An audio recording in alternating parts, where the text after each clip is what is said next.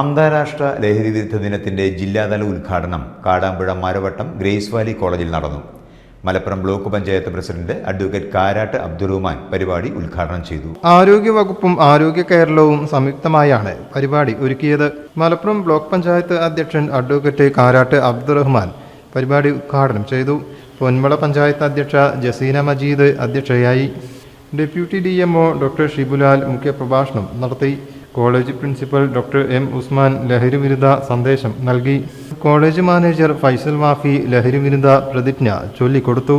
പൊന്മള പഞ്ചായത്ത് ഉപാധ്യക്ഷൻ കടക്കാടൻ ഷൗക്കത്ത് അലി, ബ്ലോക്ക് പഞ്ചായത്ത് അംഗം P. Abdul Jaleel, panchayat ward അംഗം കുഞ്ഞി മുഹമ്മദ് ഒളകര, പൂക്കോട്ടൂർ ബ്ലോക്ക് കുടുംബാരോഗ്യ കേന്ദ്രം medical officer doctor Shameema Thasni, Ponmala കുടുംബാരോഗ്യ കേന്ദ്രം medical officer doctor KP Shameer, ജില്ലാ education and media officer KP Sadiq Ali, deputy ജില്ലാ എഡ്യൂക്കേഷൻ ആൻഡ് മീഡിയ ഓഫീസർമാരായ PM Fazal, Vincent Cyril, technical assistant M. Shahul Hameed, IEC consultant ER Divya, Vimukthi nodal officer Safwan, health supervisor KK Nasar, NSS unit secretary Fathima Shifna തുടങ്ങിയവർ സംസാരിച്ചു.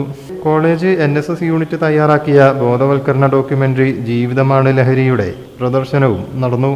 News desk, media vision.